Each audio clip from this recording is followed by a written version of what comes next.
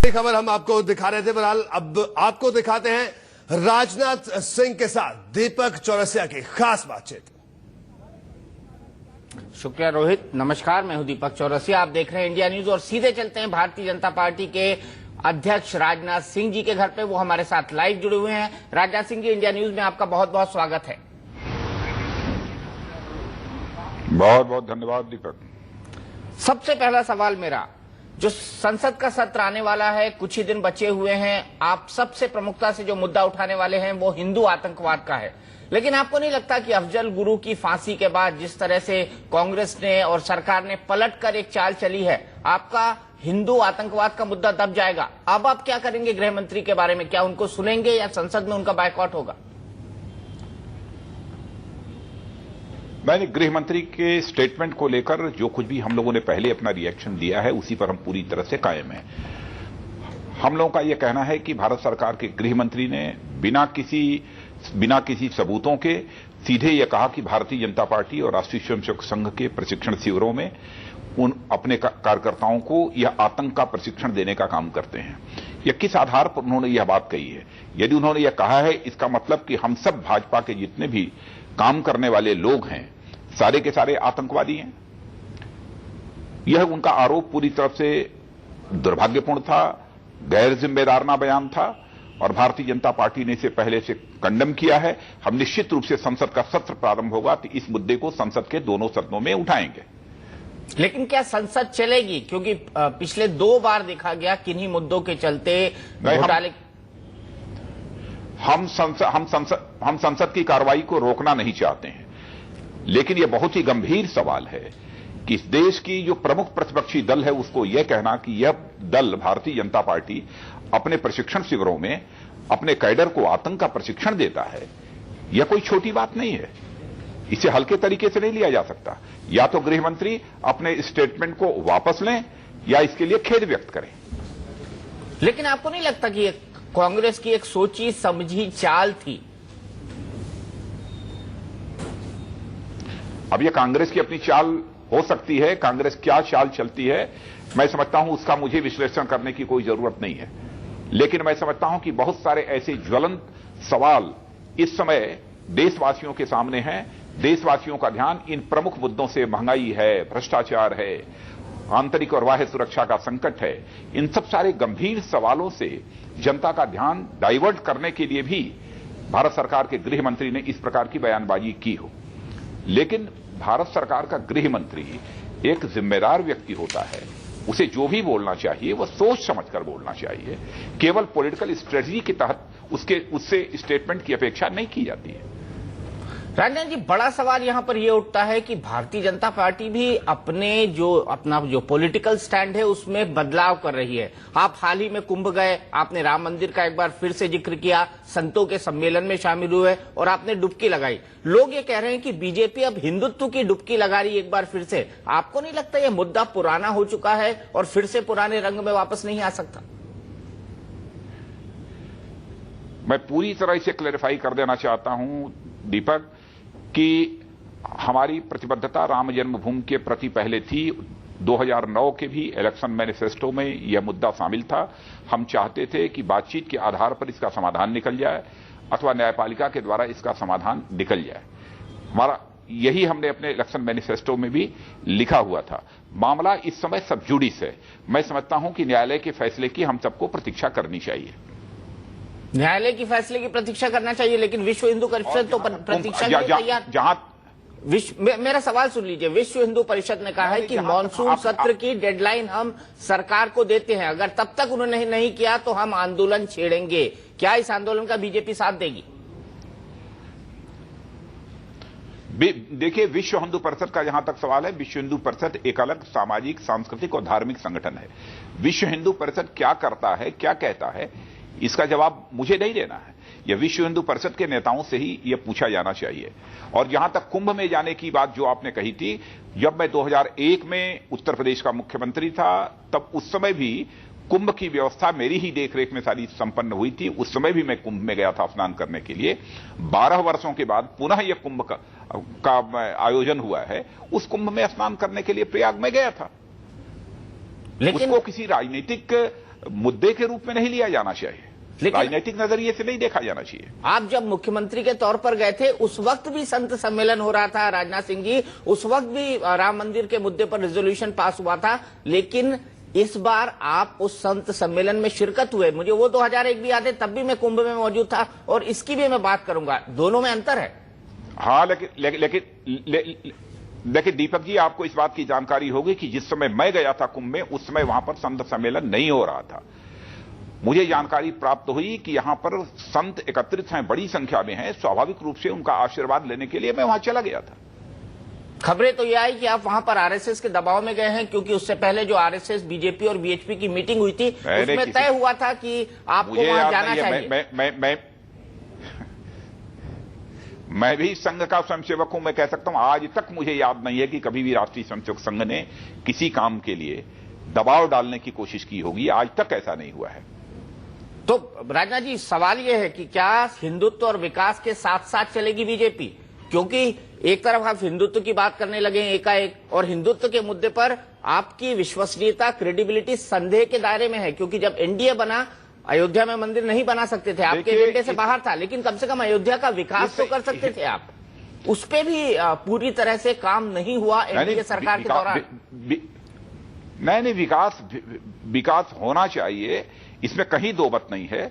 और जितना संभव था मैंने मुख्यमंत्री रहते हुए वहां पर कुछ करने की मैंने कोशिश की है, लेकिन हमारा कार्यकाल इतना छोटा था कि चाहते हुए भी मैं बहुत काम वहां पर नहीं कर पाया था। लेकिन जहां तक हिंदुत्व का प्रश्न है दीपक, इसके बारे में दो टूक शब्दों में मैं कहना चाहूंगा। हिंदुत्व शब्द को लेकर किसी को एलर्जी नहीं होनी चाहिए। हिंदुत्व शब्द को भी सांप्रदायिक नजरिए से नहीं देखा जाना चाहिए। इस देश की सबसे बड़ी अदालत सुप्रीम कोर्ट ने भी हिंदुत्व को भी डिफाइन कर दिया है। उसने कहा है it may be described as a way of life, एक जीवन शैली के रूप में इसे डिस्क्राइब किया जा सकता है। इस बात को उसने कहा है, इसे जाति, पंथ अथवा मजहब की सीमा में नहीं बांधा जा सकता है। तो यदि हम हिंदुत्व की आइडियोलॉजी में, सांस्कृतिक राष्ट्रवाद की आइडियोलॉजी में विश्वास करते हैं, इसका मतलब यह नहीं कि हम कम्युनल हो गए। हिंदुत्व कभी भी इस बात का संदेश नहीं देता है कि इंसान और इंसान के बीच कोई नफरत पैदा की जानी चाहिए। हिंदुत्व की जीवन शैली में ही विश्वास रखने वालों लोगों ने ही विश्व बंधुत्व का संदेश सारे विश्व को दिया है। हिंदुत्व की जीवन शैली में ही विश्वास रखने वाले लोगों ने ही कृण्वंतम विश्वमार्यम का भी संदेश सारे विश्व को दिया है। बिल्कुल मानी मैंने आपकी बात। आप वसुधैव कुटुंबकम की बात करते हैं कि पूरी दुनिया एक परिवार है, लेकिन कभी कभी ऐसा लगता है कि बीजेपी का जो परिवार है उसके अंदर घर में बहुत दिक्कत है। जिस तरह से नितिन गडकरी के साथ हुआ, जिस तरह की परिस्थितियों में आप अध्यक्ष बने, पूरा देश उन परिस्थितियों को जानता है। मेरा आपसे बड़ा सीधा सवाल है, नितिन जी ने कहा था कि मेरे खिलाफ षड्यंत्र हो रहा है, जब उन्होंने अपना स्टेटमेंट निकाला था पद छोड़ने के साथ साथ और आपको कार्यभार देना तय हुआ था, तब उन्होंने स्टेटमेंट निकाला था। क्या उस षड्यंत्र में बीजेपी के नेता भी शामिल थे? क्योंकि बीजेपी में आप भी जानते हैं कि ड्राइंग रूम पॉलिटिक्स बड़ी चलती है। देखिए, पहले मैं क्लियर कर देना चाहता हूं कि हमारे यहां पार्टी में कहीं किसी प्रकार की कोई दिक्कत नहीं है। नंबर दो, जिस षड्यंत्र की आपने बात कही, यह दूसरी हमारे पॉलिटिकल ओपोनेंट्स के द्वारा कॉन्स्पिरेसी हो सकती है, लेकिन हमारी भारतीय जनता पार्टी में कोई ऐसा व्यक्ति नहीं है कि अपने ही कोलीग के खिलाफ किसी प्रकार की वह कॉन्स्पिरेसी करे। हां, नितिन के ऊपर जो भी आरोप लगे थे वह बेसलेस एलिगेशंस थे, जिसके कारण वह हर्ट थे। उनको बार बार समझाने की कोशिश की जा रही थी, लेकिन उन्होंने कहा कि नहीं, मैं इस अपने दायित्व से मुक्त होना चाहता हूं। लेकिन फिर भी हम लोगों ने समझाया, लेकिन अंत में वो नहीं माने, उन्होंने अपने पद से त्याग पत्र दे दिया। तो फिर पार्टी को मिलकर यह फैसला करना पड़ा और यह जिम्मेदारी मेरे कंधों के ऊपर आई है। सबका सहयोग लेकर इसे निभाने की मैं कोशिश करूंगा। समझाया, लेकिन अंत में वो नहीं माने, उन्होंने अपने पद से त्याग पत्र दे दिया। तो फिर पार्टी को मिलकर यह फैसला करना पड़ा और यह जिम्मेदारी मेरे कंधों के ऊपर आई है। सबका सहयोग लेकर इसे निभाने की मैं कोशिश करूंगा। राजनाथ जी, जो सबसे बड़ा सवाल है, जो चर्चा में रहती है, मैं ये कहूंगा कि सूत ना कपास, जुलाहों में लट्ठम लट्ठा। अभी तक ये तय नहीं हुआ है कि एनडीए शासन में आएगा नहीं आएगा, लेकिन इस पर सबसे ज्यादा चर्चा हो रही है कि प्रधानमंत्री कौन बनेगा। तो आप इस चर्चा को कितना जायज मानते हैं और आपको नहीं लगता इस चर्चा के पीछे भी एक राजनीति है? नहीं, कौन चर्चा कर रहा है? पूरा मीडिया चर्चा कर रहा है, आपकी पार्टी के नेता बयान दे रहे हैं। परंपरा है, आपको बयान देना पड़ा कि आप खामोश रहे। कम नहीं, आपने देखा होगा कि जब हाँ तो कोई नहीं बोल रहा है उसके बाद ना, लेकिन भारतीय जनता पार्टी की एक परंपरा है, कौन प्राइम मिनिस्ट्रियल कैंडिडेट होगा, कौन चीफ मिनिस्ट्रियल कैंडिडेट होगा, इसके बारे में अंतिम फैसला होता है तो भारतीय जनता पार्टी की सेंट्रल पार्लियामेंट्री बोर्ड में होता है। और हमारी जब उपयुक्त समय आएगा सेंट्रल पार्लियामेंट्री बोर्ड बैठेगी और इसका फैसला करेगी। आपने पिछले जितने चुनाव लड़े हैं वो प्रधानमंत्री का नाम या चेहरे को सामने रखकर लड़े हैं। मेरा बड़ा सीधा सवाल है आपसे, क्या पार्लियामेंट्री बोर्ड यह फैसला लोकसभा चुनाव के पहले करेगा, किसी को प्रोजेक्ट करेगा या नहीं करेगा, या फिर चुनाव के बाद की परिस्थितियों का आकलन करते हुए पार्लियामेंट्री बोर्ड फैसला करेगा? तो यह फैसला चुनाव से पहले होगा या चुनाव से बाद होगा? मैं भी इसका सीधा उत्तर दे रहा हूं दीपक, कि सेंट्रल पार्लियामेंट्री बोर्ड की कब बैठक होगी यह अपने सारे कुछ कोलीग्स से बात करने के बाद, मित्रों से बात करने के बाद ही तब उसकी डेट मैं फाइनल करूंगा और सेंट्रल पार्लियामेंट्री बोर्ड की बैठक बुलाऊंगा। जैसे पिछली बार जब मैं पार्टी का राष्ट्रीय अध्यक्ष था उस समय भी सेंट्रल पार्लियामेंट्री बोर्ड की बैठक प्राइम मिनिस्ट्रियल कैंडिडेट को प्रोजेक्ट करने के बारे में जब बुलानी थी तो मैंने अपने सारे सहयोगियों से बातचीत की थी।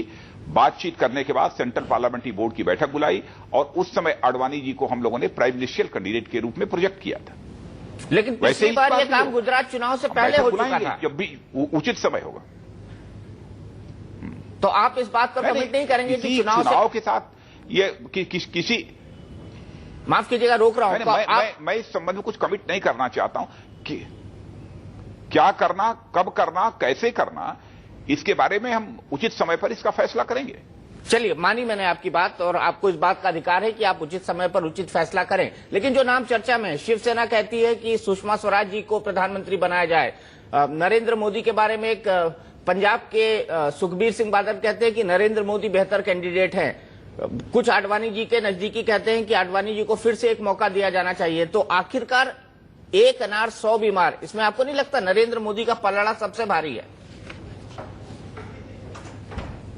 नहीं, हमारे यहां पहले तो कोई बीमार नहीं है और दूसरी चीज बीमार नहीं है तो इलाज की कोई जरूरत नहीं है, इसलिए अनार की भी कोई जरूरत नहीं है।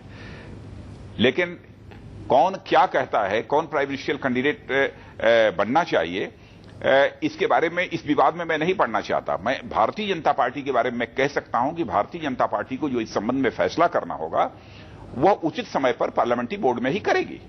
उचित समय में पार्लियामेंट्री बोर्ड पर। अगला सवाल, सब लोग कहते हैं कि राजनाथ सिंह जी डार्क हॉर्स हैं, सहमति नहीं बन पाई अध्यक्ष के लिए, अंततः सब सहमत हुए राजनाथ सिंह जी के नाम पे।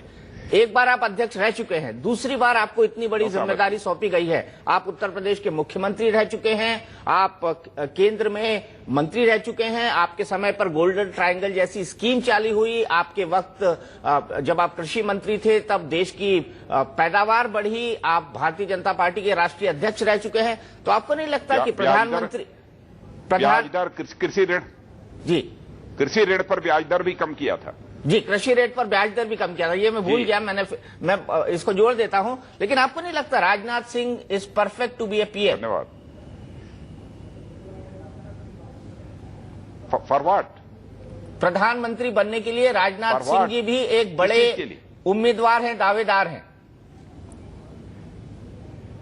राजनाथ सिंह की इस समय नजर केवल चिड़िया के एक आंख पर है कि भारतीय जनता पार्टी सफलता हासिल करे और अगली बार भारतीय जनता पार्टी के नेतृत्व में केंद्र में सरकार बने। इसके अतिरिक्त राजनाथ सिंह कुछ नहीं सोचते। और जब सरकार बने तो राजनाथ सिंह जी प्रधानमंत्री बने, ऐसा हम सोच रहे हैं। एक नाम तो मीडिया बढ़ा ही सकता है आगे। नहीं, ये तो इस समय तो बस केवल एक ही लक्ष्य है हमारा कि भारतीय जनता पार्टी इस चुनाव में सफलता हासिल करे और हमारी अगली सरकार बने। इसके आगे मैं कुछ भी नहीं कहना चाहता। यदि मैं ये कह दूं कि मैं दावेदार नहीं हूं तो मैं समझता हूं यही हेडिंग बन जाएगी कि राजनाथ सिंह ने कहा कि मैं प्रधानमंत्री पद का दावेदार नहीं। तो अब मैं ये हेडिंग बना दूंगा कि आप रेस में हैं, क्योंकि आप इनकार नहीं कर रहे हैं। नहीं, आप कैसे कह देंगे? मैंने कहा नहीं कि मैं रेस में हूं। मैं तो रेस में आज तक किसी दौड़ में मैं रहा ही नहीं हूं। और केवल मैं ही नहीं, भारतीय जनता पार्टी में कोई भी नेता हो किसी पद के लिए न कभी दावा पेश किया है और न किसी दौड़ में शामिल रहा है। लेकिन इसीलिए सबसे ज्यादा जो आपके लिए अंग्रेजी का फ्रेज इस्तेमाल होता है जिसे कहा जाता है डार्क हॉर्स, जो दिखाई कहीं नहीं देता लेकिन एकदम से पद पे पहुंच जाता है। कम से कम हर बार तो आपके साथ ऐसा ही हुआ है। अब इसका सही जवाब यदि कोई दे सकता है तो हमारे पार्टी के नेतागण ही दे सकते हैं, जो इस बात का फैसला करते हैं कि राजनाथ सिंह को यह जिम्मेदारी दी जा सकती है। जैसे यदि मैं मंत्री बना तो इसका जवाब यदि कोई दे सकता है तो आदरणीय अटल बिहारी वाजपेयी दे सकते हैं, और यदि मैं पार्टी का अध्यक्ष बना तो इसका जवाब भी यदि कोई दे सकता है तो उस समय की सेंट्रल पार्लियामेंट्री बोर्ड दे सकती है, और अगर मैं नहीं दे सकता। अगर सांसदों आज यदि मैं अध्यक्ष बना हूं फिर से तो इसका जवाब भी हमारे सीनियर कोलीग्स ही दे सकते हैं। अगर सांसदों और आपकी पार्टी और सहयोगी दलों ने कहा तब तो आप प्रधानमंत्री बन सकते हैं ना फिर। अरे ऐसी गलती क्यों करेंगे? नहीं, ये गलती तो बीजेपी बार बार करती आई है ना सर, ये गलती तो बीजेपी बार बार करती आई है। मैंने कब दूसरी बार बीजेपी ने कभी ये गलती नहीं की है। बीजेपी में जब भी हुआ है नहीं, ऐसा है कि अध्यक्ष बनने की बात तो दूसरी, आपने प्राइम मिनिस्ट्रियल कैंडिडेट की बात कही है, तो हमारे यहां बराबर प्राइम मिनिस्ट्रियल कैंडिडेट कौन होगा ये सेंट्रल पार्लियामेंट्री बोर्ड डिसीजन करती है, किसको प्रोजेक्ट करना, नहीं करना तो कब करना, यह सब सारा फैसला सेंट्रल पार्लियामेंट्री बोर्ड में होता है। राजनाथ जी, चूंकि हमारे 5 रीजनल चैनल है, मैं आपसे 2-2 सवाल स्टेट्स के बारे में पूछूंगा, क्योंकि मेरे लिए वो भी उतना महत्वपूर्ण है जितना राष्ट्रीय राजनीति, और ज्यादातर जगहों पर आपकी सरकार में है या बीजेपी एक प्रिंसिपल अपोजिशन पार्टी है, इन राज्यों में चुनाव होने वाले हैं। सबसे पहले मैं उत्तर प्रदेश से शुरू करता हूं। उत्तर प्रदेश का जो सबसे बड़ा मसला है कि उत्तर प्रदेश के प्रदेश अध्यक्ष लक्ष्मीकांत वाजपेयी जी अपनी टीम नहीं बना पाए हैं अभी तक, तो ऐसे में संगठन कैसे मजबूत होगा? आप चुनाव में कैसे जाएंगे? अभी हाल में ही उनको मैंने कहा कि जल्दी से जल्दी अपनी टीम का गठन करें, और मुझे विश्वास है कि वो जल्दी ही अपनी टीम का गठन करें। उनके परिवार में एक हादसा हो गया था, इस कारण वो मामला फिलहाल शायद रुक गया था, जहां तक मेरी जानकारी है। जो दूसरा महत्वपूर्ण बात है, उत्तर प्रदेश में अखिलेश यादव हैं जो वहां के मुख्यमंत्री हैं, युवा मुख्यमंत्री हैं, वो फ्रंट में हैं, राहुल गांधी जी हैं, वो फ्रंट में हैं, यानी युवाओं का वहां पर एक तरह से रेस लगा हुआ है। युवा वहां की पॉलिटिक्स को लीड कर रहे हैं और इस देश में बहुमत आजकल युवाओं का है। मेरा बड़ा सीधा सवाल है, बीजेपी ऐसे कौन से यंग लीडर को उत्तर प्रदेश में प्रोजेक्ट करेगी जो इन युवाओं को अपनी तरफ से और आकर्षित कर सके, यानी अनुभव और जोश का मिला जुला तालमेल? वैसे जहां तक उत्तर प्रदेश का सवाल है, उत्तर प्रदेश भारतीय जनता पार्टी में नौजवानों की कमी नहीं है। मैं दावे के साथ कह सकता हूं कि अन्य राजनीतिक पार्टियों में जितने युवा हैं उससे कहीं युवा यदि किसी राजनीतिक पार्टी में तो भारतीय जनता पार्टी में। लेकिन मध्यम वर्गीय परिवारों के, ग्रामीण परिवेश के और शहरी क्षेत्रों में भी जो मध्यम वर्गीय परिवार हैं उन परिवारों के हमारे नवयुवक हैं। यदि कोई बड़े नेता का यदि कोई लड़का होता है तो स्वाभाविक रूप से लोगों की नजर उसके ऊपर जाती है। तो हमारे यहां शायद ऐसा कोई नहीं है, शायद इसलिए लोगों की नजर हमारे यहां के नौजवानों के ऊपर नहीं पड़ती है। लेकिन अब चाहे वो समाजवादी पार्टी हो, कांग्रेस हो, यह सब सारी ऐसी राजनीतिक पार्टियां हैं कि उनमें देखेंगे तो बड़े बड़े लोगों के ऐसे दिग्गज हैं जिनको कि सीधे ऊपर तक पहुंचने में सफलता प्राप्त हुई है। कैसे प्राप्त हुई है इसके संबंध में मैं नहीं कहना चाहूंगा। नजर ऐसे ही 1, 2, 4, 5 जो नवयुवक होते हैं उन्हीं के ऊपर पड़ती है, लेकिन हजारों की संख्या में मध्यम वर्गीय परिवारों के, ग्रामीण क्षेत्र के परिवारों के जो बच्चे हैं हमारे भारतीय जनता पार्टी में, उनकी तरफ जल्दी किसी की नजर नहीं पड़ती है। राजनाथ सिंह जी, बड़ा सवाल यहां पर यह है कि उत्तर प्रदेश के अंदर जिस तरह के राजनीतिक हालात पिछले कुछ सालों के अंदर बढ़ गए हैं, बीजेपी का जनाधार लगातार कमजोर हुआ है। कई सेक्शन से मांग उठ रही है, बिहार में भी उठती है, लखनऊ में भी पोस्टर लगे कि नरेंद्र मोदी को लखनऊ से चुनाव लड़ाया जाए, नरेंद्र मोदी को उत्तर प्रदेश की राजनीति में लाया जाए, क्योंकि वो एक बड़ा चेहरा है, वो वहां पर रिवाइवल कर सकते हैं, वहां पर जोश भर सकते हैं। तो क्या उत्तर प्रदेश में नरेंद्र मोदी को जिम्मेदारी देने के बारे में या नरेंद्र मोदी को वहां से लोकसभा चुनाव लड़वाने के बारे में पार्टी कोई विचार कर सकती है या कर रही है? देखिए, क्या करना, कब करना, कहां करना, यह सब सारा जो भी फैसला करना होगा हम लोग इसकी फैसला करेंगे।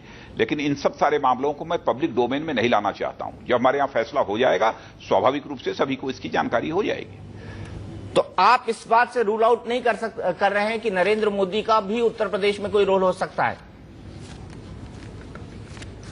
नहीं, मैं यह कह रहा हूं कि हमारे यहां जितने भी सारे मुख्यमंत्री हैं, जितने भी लोग हैं, सबका रोल है। हमारे जितने वरिष्ठ नेता हैं सबका रोल है। सबका रोल केवल एक ही राज्य तक सीमित नहीं है, सारे देश भर में है। किसको क्या रोल दिया जाना चाहिए यह बैठकर हम लोग तय करेंगे। राजनाथ जी, आपके अध्यक्ष बनने के साथ ये खबर आई थी कि पार्लियामेंट्री बोर्ड में आप नरेंद्र मोदी और शिवराज सिंह चौहान, जो कि दो मुख्यमंत्री हैं, उनको शामिल कर सकते हैं। क्या इस प्रस्ताव पर विचार हो रहा है? वैसे सेंट्रल पार्लियामेंट्री बोर्ड का गठन मैं करूंगा तो उसके बाद उसकी सूचना दीपक जी आपको जरूर दी जाएगी। नहीं, मैं तो पूछ रहा हूं कि आप विचार कर रहे हैं क्या? अरे मैं क्या विचार कर रहा हूं, इसे मैं भी पब्लिक डोमेन में क्यों लाऊं? मतलब आप रूल आउट भी नहीं कर रहे हैं? नहीं, मैं कह रहा हूं कि इसको मैं पब्लिक डोमेन में क्यों लाऊं। जो आप कह रहे हैं वो मैं नहीं कह रहा हूं। अच्छा, चलिए मध्य प्रदेश की बात कर लेते हैं थोड़ी सी। मध्य प्रदेश से पहले मैं बिहार में चलता हूं, क्योंकि बिहार में बहुत बड़ा संकट है। और संकट ये है कि वहां ऐसा लगता है कि पार्टी बिल्कुल दो फाड़ है। एक गुट सीपी ठाकुर साहब का हो गया है और एक गुट सुशील मोदी का। क्या पार्टी हाईकमान को पता है कि वहां अलग अलग गुट अलग अलग मीटिंग कर रहे हैं? सीपी ठाकुर जी ने तो ये पब्लिकली बयान दे दिया है कि यहां तो सब कुछ मोदी की, सुशील मोदी जी की चलती है, और अगर ऐसा ही चलता रहा तो उनको कुछ आगे विचार करना पड़ेगा। मैंने वहां के प्रभारी को कहा है, वो प्रभारी वहां के लोगों से बातचीत कर रहे हैं और मैं समझता हूं कि 2-3 दिन में आपको सब सारी जानकारी हो जाएगी। वहां पर इतना मैं कह सकता हूं कि बिहार में भी कोई फैक्शनलिज्म नहीं है।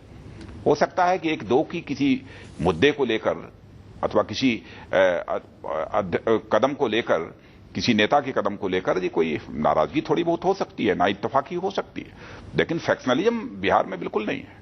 लेकिन वहां पर तो दो गुट हैं, एक सुशील मोदी समर्थक है और दूसरा नरेंद्र मोदी समर्थक है। वहां बीजेपी में दो मोदी लड़ रहे हैं, गुजरात के और एक बिहार के। कम से कम इस वस्तुस्थिति से तो आप परिचित होंगे ना? नहीं, बिहार में भी हमारी पार्टी में कहीं पर कोई गुटबाजी नहीं है, पूरी तरह से निर्गुट है। चलिए मान ली मैंने आपकी बात, बिहार में भी कहीं पर कोई गुटबाजी नहीं है। क्या जिस तरह से नरेंद्र मोदी का नाम आता है और जनता दल यूनाइटेड की तरफ से बयानों की भरमार हो जाती है, क्या बीजेपी इस बात की तैयारी कर रही है आगे देखते हुए कि 2014 में ऐसा हो कि शायद जदयू के साथ न जाना पड़े? क्या बिहार में बीजेपी अकेले चुनाव अपने दम पर लड़ने के लिए तैयार है बिना गठबंधन के? नहीं, मैं समझता हूं कि जो भी एनडीए के हमारे एलाइज पहले थे वही एलाई आगे भी बने रहेंगे। वही बने ही नहीं रहेंगे, बल्कि मैं समझता हूं कुछ नए एलाई भी हमारे साथ जुड़ेंगे, कुछ प्री पोल यानी चुनाव के पहले, कुछ पोस्ट पोल चुनाव के बाद। ये नए एलाई कौन हो सकते हैं? क्योंकि बिहार में या तो जनता दल यूनाइटेड है, या लोक जनशक्ति पार्टी है रामविलास पासवान जी की, या कांग्रेस है, या फिर जनता दल यू है।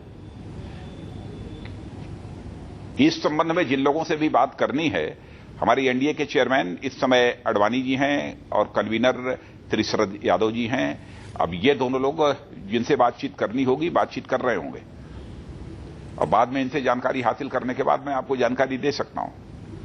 जो सबसे बड़ी बात है वो यह है कि बीजेपी बिहार में अगड़ों की पार्टी नजर आती है, अगड़ी जाति के नेताओं को तरजीह दी जाती है, लेकिन जो सोशल बेस है वहां का वो दलित प्लस ओबीसी वाला है। तो क्या भारतीय जनता पार्टी इस सोशल बेस को ध्यान में रखते हुए कोई आने वाले समय में परिवर्तन कर सकती है?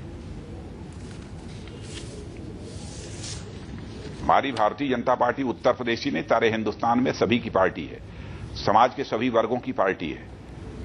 और इसीलिए आपने देखा होगा उत्तर प्रदेश में मुख्यमंत्री रहते हुए जहां पर हमने अनुसूचित वर्ग के लिए कल्याणकारी कदम उठाए हैं, वहीं पर हमने पिछड़े वर्ग के लिए भी कल्याणकारी कदम उठाए हैं।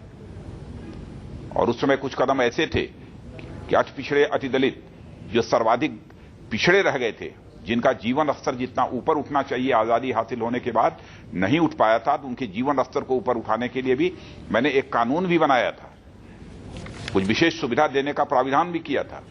लेकिन बाद में बहुजन समाज पार्टी की सरकार ने उसे रद्द कर दिया, समाजवादी पार्टी ने भी उसका विरोध किया था।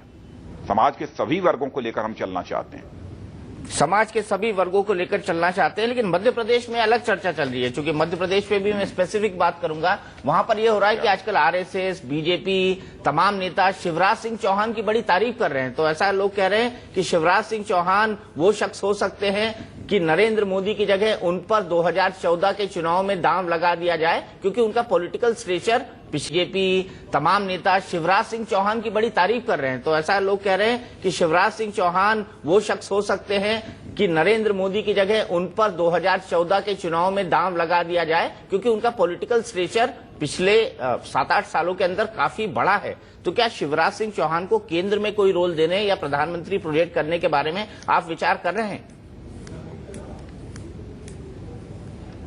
केवल शिवराज सिंह चौहान की भारतीय जनता पार्टी और आरएसएस के लोग ही प्रशंसा नहीं कर रहे हैं, बल्कि दबी जुबान से दूसरी राजनीतिक पार्टियों के लोग भी शिवराज सिंह चौहान के कामकाज की प्रशंसा कर रहे हैं। लेकिन किसको क्या जिम्मेदारी देनी, किसकी क्या भूमिका होनी चाहिए, इसके बारे में हम लोग मिल बैठकर फैसला करेंगे। अभी वैसे वो हम मुख्यमंत्री हैं, मुख्यमंत्री के रूप में बहुत ही अच्छा काम कर रहे हैं। मुख्यमंत्री के रूप में बहुत अच्छा काम कर रहे हैं, और आपको लगता है कि अच्छा मुख्यमंत्री एक अच्छा प्रधानमंत्री हो सकता है? काम किया। नहीं, मैं समझता हूं कि इस समय वो काम कर रहे हैं वहां पर, तो भी काम करने दीजिए। क्या होगा इस प्रधानमंत्री के बारे में हमारे यहां कोई फैसला इंडिविजुअल नहीं कर सकता है, हमारे यहां सेंट्रल पार्लियामेंट्री बोर्ड करती है। ये मैं बार बार दीपक जी आपको कह रहा हूं। चलिए, मैं राजस्थान पे आता हूं, क्योंकि राजस्थान इसलिए बहुत महत्वपूर्ण है क्योंकि हर बार ये सुगबुगाहट रहती है कि आपने चूंकि वसुंधरा जी को लीडर ऑफ अपोजिशन पद से हटा दिया था अपने पिछले कार्यकाल के दौरान, तो आपके उनके संबंध जो हैं कहीं ना कहीं खिंचे हुए हैं, लेकिन इस बार फिर से आपने उनको कमान सौंपी है, तो क्या उनको सीएम प्रोजेक्ट कर चुनाव लड़ाया जाएगा? अब आप ये कल्पना कर लीजिए, यदि कमान यदि खिंची होती तो मैंने ये दायित्व तो उनको क्यों सौंपता। यह जाहिर है किन परिस्थितियों में उनका त्यागपत्र हुआ था, इसे मैं उसका खुलासा नहीं करना चाहता, वो स्वयं वो भी जानती हैं। लेकिन इसमें कहीं दो मत नहीं है कि राजस्थान में नेता भारतीय जनता पार्टी में वसुंधरा राजे हैं, इस समय लोकप्रिय नेता है। इसीलिए हम लोगों ने उनको अध्यक्ष की जिम्मेदारी सौंपी है और उन्हीं के नेतृत्व में चुनाव होगा, वहां उन्हीं के नेतृत्व में चुनाव होगा। तो नेतृत्व आपने बिल्कुल साफ कर दिया है, लेकिन बिल्कुल वहां वहां पर भी जो बीजेपी की सबसे बड़ी प्रॉब्लम है, आप उस भले से उसको इनकार कर रहे हैं, वहां पर भी एक ग्रुप कटारिया साहब का और एक ग्रुप सिंधिया जी का है, जो वसुंधरा राजे सिंधिया है। तो आप इन दोनों हमारे साथ दोनों लोग आकर बैठे थे यहां पर, और उसके बाद जो है यहां से दोनों लोग एक ही गाड़ी में बैठकर गए हैं। दोनों इस समय साथ साथ काम कर रहे हैं, दोनों साथ साथ घूम रहे हैं। पूरी पार्टी राजस्थान में इस समय एकजुट है, और मैं यह भी बताना चाहता हूं कॉन्फिडेंस के साथ कि आगामी विधानसभा के चुनाव में भारतीय जनता पार्टी को स्पष्ट बहुमत हासिल होगा और भारतीय जनता पार्टी राजस्थान में सरकार बनाएगी। राजस्थान में संगठन महामंत्री का पद 2008 से खाली है। जो परंपरा है, संगठन महामंत्री संघ की तरफ से नियुक्त होता है। जब से प्रकाश चंद जी को हटाया गया है तब से ये पद भरा क्यों नहीं है? और मुझे जहां तक स्मरण आता है ये आपका ही कार्यकाल है, इसके पीछे क्या है राजा जी? पहले मैं इसे क्लैरिफाई कर दूं कि संगठन मंत्री को राष्ट्रीय स्वयंसेवक संघ नियुक्त नहीं करता है, बल्कि संगठन मंत्री की नियुक्ति भी जो प्रदेश के संगठन मंत्री की होती है वो सीधे राष्ट्रीय अध्यक्ष के द्वारा होती है। हम ऐसे कुछ होल टाइमर्स की तलाश कर रहे हैं, जो ही हमको कुछ होल टाइमर्स ऐसे मिल जाएंगे उनको हमें जिम्मेदारी सौंपेंगे। हरियाणा की अगर मैं बात करूं, वहां पर आपका हरियाणा जनहित कांग्रेस जो कि कुलदीप बिश्नोई की पार्टी है उसके साथ अलायंस है, लेकिन ओम प्रकाश चौटाला जी नरेंद्र मोदी के शपथ ग्रहण समारोह में दिखाई दिए थे, तो ये थोड़ा कंफ्यूजन पैदा करता है। क्या आप उसी अलायंस पर कायम रखेंगे या नए अलायंस भी ढूंढ सकते हैं? और अभी तो चौटाला पिता पुत्र दोनों जेल में है। नहीं, इस समय हमारा अलायंस जिसके साथ है कुलदीप बिश्नोई की जो पार्टी है उसके साथ भारतीय जनता पार्टी का अलायंस है। तो मतलब इसमें अलायंस आगे किसके साथ होगा, क्या होगा, मैं समझता हूं इस संबंध में कुछ फोरकास्ट नहीं किया जा सकता। फोरकास्ट के साथ अलायंस है हमारा। लेकिन राजनाथ जी, हमेशा जब वहां पर गैर कांग्रेसी सरकार बनी है तो वो सिर्फ और सिर्फ बीजेपी के चलते बनी है, लेकिन आज तक बीजेपी हरियाणा में इतना जनाधार नहीं जुटा पाई कि अपने दम पर सरकार बना दे। ये क्या कमी है बीजेपी के अंदर? आप बहुत अच्छी तरह हरियाणा की राजनीति समझते हैं, इसलिए आपसे जानना चाहता हूं। नहीं, मैं समझता हूं कि भारतीय जनता पार्टी अब अपनी तरफ से प्रयत्नशील है ताकि भारतीय जनता पार्टी का हरियाणा राज्य में प्रभाव बढ़े, हरियाणा की जनता का हम विश्वास हासिल कर सकें और भारतीय जनता पार्टी अपने दमखम के आधार पर सरकार बनाने की स्थिति में हरियाणा पहुंच जाए। लेकिन इस समय अलायंस की जरूरत है, इसलिए हम अलायंस के साथ इस बार चुनाव लड़ेंगे। हरियाणा में आप अलायंस के साथ चुनाव लड़ेंगे। आखिरी में चलते चलते, क्या आपको लगता है कि 2014 के चुनाव से पहले या 2014 के चुनाव के बाद एनडीए को नए सहयोगी मिल सकते हैं? क्योंकि एनडीए जो कभी 18 राजनीतिक दलों की पार्टियां होती थी, सिमट कर अब 5 सहयोगियों तक सिमट कर रह गई है। हो सकता है कि जरूरत पड़ेगी तो 18 के 20 भी हो सकते हैं। हो सकता है कि केवल 2-4-5 सहयोगियों से ही हमारा काम चल जाए, यह भी हो सकता है। लेकिन यह मैं आश्वस्त करना चाहता हूं कि इस समय हमारे जो एनडीए के सहयोगी हैं, यदि भारतीय जनता पार्टी को स्पष्ट बहुमत भी प्राप्त हो जाए, तब भी सरकार यदि बनती है, तब भी हमारे जो आज की एनडीए के सहयोगी हैं, उनकी पूरी तरह से भागीदारी उस सरकार में होगी। राजनाथ जी, राहुल गांधी को 2014 के चुनाव के लिए कांग्रेस ने एक तरह से पूरी जिम्मेदारी सौंप दी है। टिकट डिस्ट्रीब्यूशन उनके नेतृत्व में होगा, उनके नेतृत्व में ही टिकट बांटे जाएंगे, यानी एक तरह से लोकसभा चुनाव के लिए वो कन्वीनर हो गए हैं। क्या बीजेपी किसी को इलेक्शन कैंपेन कमेटी का इंचार्ज बनाएगी और क्या वो नाम नरेंद्र मोदी हो सकता है, राहुल वर्सेस नरेंद्र मोदी करने के लिए? नहीं, इलेक्शन कैंपेन कमेटी हम बना सकते हैं, हर बार हम इलेक्शन कैंपेन कमेटी बनाते ही हैं। लेकिन टिकटों के वितरण का जहां तक सवाल है, हमारे यहां सेंट्रल इलेक्शन कमेटी है, वही बैठकर टिकटों के बारे में फैसला करती है और सेंट्रल इलेक्शन कमेटी की बैठक वो अध्यक्ष की ही अध्यक्षता में होती है। मेरा दूसरा सवाल, क्या नरेंद्र मोदी इस कैंपेन कमेटी के अध्यक्ष हो सकते हैं ताकि 2014 का चुनाव राहुल बनाम नरेंद्र मोदी हो? ये जनता की आवाज है, मेरी नहीं। ये सवाल जनता पूछ रही है कि बीजेपी क्या करेगी।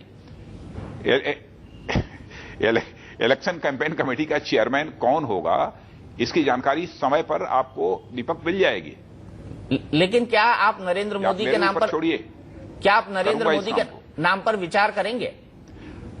अरे नहीं, बार बार आप क्यों उन्हें परेशान कर रहे हैं? मैं कह रहा हूं ना, नहीं, मैं तो आपको परेशान कर रहा हूं। जो उचित निर्णय होगा वही होगा, यह मैं आपको भी आश्वस्त करना चाहता हूं और देश को भी आश्वस्त करना चाहता हूं। राजनाथ जी, लेकिन पब्लिक ये कह रही है कि मोदी जी आए तो बीजेपी की नैया पार लग जाएगी, तो आपको कितना है? संतों तक ने कह दिया महाकुंभ के अंदर, आपको ऐसा लगता है कि नरेंद्र मोदी आए तो बीजेपी की नैया जरूर पार लग जाएगी? इतनी हम लोग इतनी बड़ी राजनीतिक पार्टी दीपक चला रहे हैं, सब अच्छी तरह सारी चीजों को समझते हैं, जनता की भी नब्ज को समझते हैं, जनता के किन समस्याओं से जूझ रही है इसको भी समझते हैं, जनता क्या चाहती है इसको भी समझते हैं। लेकिन जो भी फैसला करना होगा, आप छोड़िए हमारे ऊपर, उचित समय पर वो हम फैसला करेंगे। मैं समझता हूं उसके पहले कुछ कहना यह उचित नहीं होगा और हमारे संगठन की परंपराओं के अनुकूल भी नहीं होगा। आखिरी सवाल, आपकी नई टीम कब तक आ जाएगी? नई टीम में सोच रहा हूं कि पहले हमारे नेशनल काउंसिल हो जाए, क्योंकि अब परंपरा भी यही रही है कि नेशनल काउंसिल के बाद ही नई टीम की घोषणा होती है। तो नई टीम हमारी नेशनल काउंसिल होने के बाद पहली, दूसरी, तीसरी को हमारी नेशनल काउंसिल की मीटिंग हो रही है, उसके बाद जल्दी ही हम घोषणा करेंगे। चलिए, बहुत बहुत शुक्रिया राजनाथ सिंह जी, आपने हमसे बात की और उम्मीद करता हूं कि आप जब नई टीम की घोषणा करें तब मेरे जितने सवाल हैं उनके जवाब जरूर मिल जाएं। बहुत बहुत धन्यवाद, बहुत बहुत धन्यवाद, बहुत बहुत शुक्रिया। तो ये थे राजनाथ सिंह, जिनका साफ साफ कहना था कि भारतीय जनता पार्टी ने कैंपेन कमेटी में नरेंद्र मोदी होंगे या फिर उनको चुनाव का इंचार्ज बनाया जाएगा, उनको क्या जिम्मेदारी दी जाएगी, इस पर खुलासा नहीं हुआ है। नरेंद्र मोदी के बारे में तमाम सवालों को टालते हुए उन्होंने ये भी साफ साफ नहीं कहा कि मैं प्रधानमंत्री पद का दावेदार हूं या फिर नहीं। जाहिर सी बात है, भारतीय जनता पार्टी के अध्यक्ष के तौर पर वो अपना अगला कदम फूंक कर रखना चाहते हैं।